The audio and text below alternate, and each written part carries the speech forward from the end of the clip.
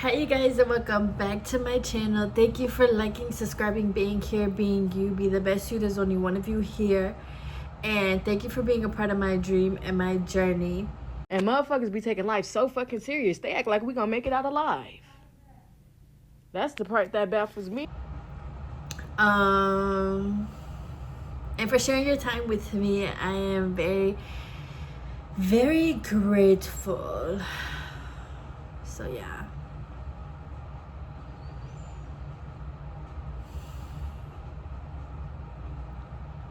Today I have a book review. Yeah, I just had to get my mind a little right because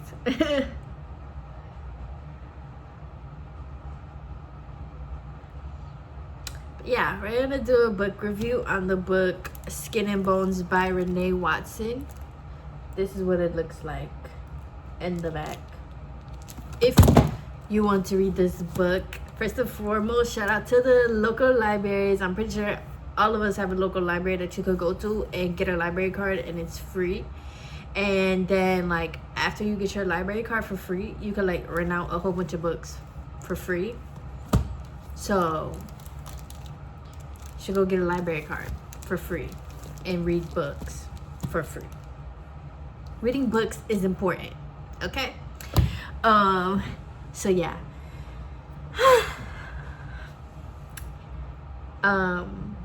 So shout out to the libraries and shout out my mom for going to get this. Anyways, into the book. As y'all can see, my mind, I was like, I don't really know if I want to record because like nothing's wrong, but it's just like, I don't know, do y'all ever, it's kind of like being in limbo. Is that what it is, where it's like nothing's wrong but you just a little bit dissociated? I don't know, but we're gonna get through this video, period. This is not that hard. No, I'm just kidding, you guys. Life is great. But I did enjoy this book. Okay, on to the book. I did enjoy the book. Thank y'all for being patient with me. I did enjoy the book. Overall, I definitely would give it like a 7 to an 8. First and foremost, I just thoroughly enjoy being able to read another point of view, because in this book you get to see the point of view of a big, beautiful black woman. She is morbidly obese, like she said in the first couple pages, that she's big. She's a big black woman, and she lives in a predominantly white town or city. Mostly white people are there, but you know, they're continuously finding ways for the black community to come together and to keep, you know, the black history and stuff where she lives. I forgot where she lived at though, y'all, but it was somewhere near Canada, maybe Washington State. Portland is Canada, right? Oregon, or is it Oregon? Somewhere over there. This is where she lives at. And like I said, I enjoy seeing other people's point of views. I've never been obese before. I've never been like a big 600-pound person, but I obviously know and have enough empathy to understand that they go through life completely different. You know, even in the book she says, you know, people are staring at her. It's hard for her to get on an airplane. It's hard for her to even walk down aisles. Sometimes she's taking up multiple seats, like what I'm sitting in now, you know, like she's taking up multiple seats in places that she goes, and people automatically just assume things about her, especially white people. They just assume that she's unhealthy, that she eats like all types of crazy and all that stuff, and that's not even what it is, you know. Some people are just fat.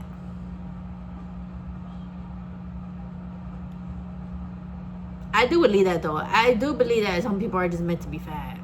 And there's nothing wrong with that, but I really don't believe everybody is meant to just be skinny. Like, if we were all just skinny, we will all just fly away, because we all float on a rock. I believe that it's the big, strong, sturdy people that are on this earth that is helping for us to stay where we are in the universe. Does that make sense? Because if everybody was skinny, I feel like we would float away somewhere. Maybe we already are floating away somewhere, but like, anyways, so yeah, it just shows her point of view of her going through life. She's about to get married, but then something happens, because apparently while they took a break, her fiance slept with somebody else, but he never told her. So she took that as like betrayal. You lied to me. So it goes through that, and it goes through her grief. And while she is also balancing being a mother to a 9-year-old, I believe she was. The daughter's name is Aaliyah. So she's balancing, you know, getting married to somebody, and it's interesting too, because in the book she also has 2 other friends, and they're big on the big side too, and they're always talking about how they just want love, they just want to be loved, they just want to exist, they just want to be people, they just want to be treated as humans. And I believe all of them found somebody towards the end of the book, and all of them, you know, were dating and everything like that. But yeah, she was going to get married, but then she called off the wedding once he told her that. And then she's also struggling being a daughter, a pastor's daughter at that. I ain't never been no pastor's daughter. I don't even know what that type of lifestyle is about, baby. But like, whoa, pastor's daughter. And her dad is kind of sick too. I believe he has heart problems. Then of course her mom. And then of course she's juggling being friends, being in a friendship. And then she's juggling her career, where she is the head of the DEI, I believe. That's like the diversity, exclusive inclusion, something like that. So she's the head of that, and she's balancing that. And then part of balancing that, once again, is bringing back the blackness into the community, back into Portland, and having black people and black neighbors and stuff understand who they are and where they come from and what is in the town for them, right? So that is the basis of the book. The book is pretty easy to read, and I thoroughly enjoyed how it's written, because it's not written in like a chapter form. It's just written kind of like you're in her diary, which I enjoy too, because like I said, you really see her point of view. You're really seeing how she's feeling in terms of being big. And I think one thing, not even just with big people, with all of us, right? We all are so busy living our own lives that sometimes it's easy for us to make judgments and assumptions about somebody else's life. And I just say that to say you really truly never know what somebody's going through, what they're thinking, or what kind of struggles on the day-to-day that they are experiencing, and what kind of like discrimination and stuff that they are experiencing. You never know how things can make people feel, because even in the book they went to like this fat girl convention or something like that, but you could tell it wasn't made by fat people, right? Because the things that they were saying, the signs and stuff, it was like we get it, we're fat, you don't have to keep putting that in our face, you know. But it's like somebody who's fat will understand that. Same thing even with white people, you know. White people don't really know how to talk to black people, and then y'all just love to make jokes about being white. Ain't shit funny about being white. What's funny? Your ancestors owning hundreds of millions of slaves? Racism? What's funny? You know? But same thing, you know, you could tell like when a white person is at the head of like a black event, and it's like, yeah, somebody who looks like me did not make this shit up because, you know, X, Y, and Z. So I enjoyed that, getting to see things from her point of view and just kind of being like in her diary, in her head. I feel like we all, I'm not saying we have to do that, but I just feel like we all could benefit from that. Or like, you know, it takes a lot of love and strength to like get out of your own head and your own life and really put yourself in somebody else's shoes. And I think that's a beautiful thing. So me personally, I enjoyed that about this book. I was able to get out of my own head and put myself into somebody else's shoes, and it was fun. But one of the biggest things that happened in this book is that her daughter ended up overdosing on appetite suppressant pills, because the mom is taking the appetite suppressant pills, right? Because after she goes through her breakup and she's about to get married and stuff, obviously she went to cope by eating, you know. A lot of times that's how people cope. Yeah, eat. Yeah. So she wanted to like, obviously she didn't want to like gain any more weight and show bad habits to her daughter, but she called them beauty pills in her daughter's face, like, oh, these are just mommy's beauty pills. And you know, the daughter's like, but aren't you already beautiful? Mind your daughter's 9 years old. Aren't you already beautiful? And she's just like, yeah, but it's kind of like a vitamin, how you take your vitamins to stay strong, da da da. So in the daughter's head, she's thinking like, my mom takes these beauty pills, but the daughter is also a little bit big, on the big side, and she's black, so she gets teased at school for being black and for being big. And I think one of the girls said she looked like a what's that animal's name, an elephant or a hippopotamus or some shit. So the girl is getting bullied and teased at school. Fast forward to, yeah, she ends up taking the beauty pills because she wants to be beautiful and she wanted to change herself. But they were appetite suppressant pills, so she basically almost died. And you know, they're thinking like, oh, she committed suicide, or she wanted to commit suicide, stuff like that. But no, the whole time she just wanted to be beautiful. But I think the importance of that, especially when we have kids around us, is we have to truly understand what our kids are seeing, right? We try so hard to build our kids up to be confident, to let them know that they're beautiful and stuff, you know, just to go out into a world that will tell them differently.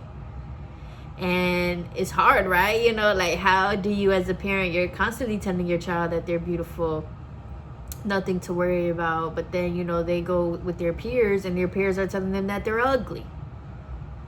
Yeah, it's hard, you know, but I think that just goes to show, once again, just how you, like, the thing, like, children are our mirrors. So when you now have a kid that's like you, and you're realizing they're going through the same struggles as you in terms of being big, in terms of being black, in terms of being dark, and you're looking at this kid and it's just like, whoa, you know, like, there's a full circle moment in there, a full circle moment of, it's not so much that I need to teach and tell this child this and that, but I have to show this child this and that, right? Because, like, she asked her mom, aren't you already beautiful? Why are you still taking those pills?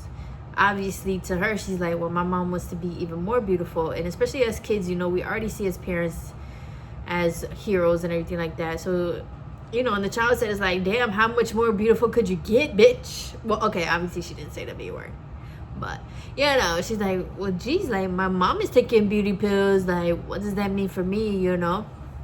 But it just goes to show, like, really what you do around your kid matters, and loving yourself around your kid matters. You could tell, you know, your kid that they're beautiful and everything like that, but you should also be telling yourself that in front of them. Like, you know, you should be showing self-love in front of them. And even with the fat thing, you know, constantly counting calories in front of them, constantly saying, oh, you can't have this, you can't have that, you have to eat in moderation, eat in balance. You know, you're telling a 9-year-old this. It's confusing all around. It's confusing. And I don't know. I don't really know how to deal with that because I'm not fat. I'm just being honest, y'all. I just don't know. We all have flaws. You know, we all have something that gets mirrored to us. But in terms of that, I can't really say what to do. But it just shows that, you know, things recycle. And even her as a mom, she's just trying to figure out what's best. She just wants her daughter to stay alive. She just wants her daughter to see herself as beautiful. But that whole situation made her look at her own self differently. It made her look at her own self like, I am deserving of love. I am deserving of happiness. And she knew that already before, you know, but sometimes we know things, but we don't fully, you know, go all into it and stuff. But that really helped for her to see, like, I deserve to live life. I deserve to show my daughter differently. And she does end up getting back with the man that was her original fiance. They do end up getting back together and getting married.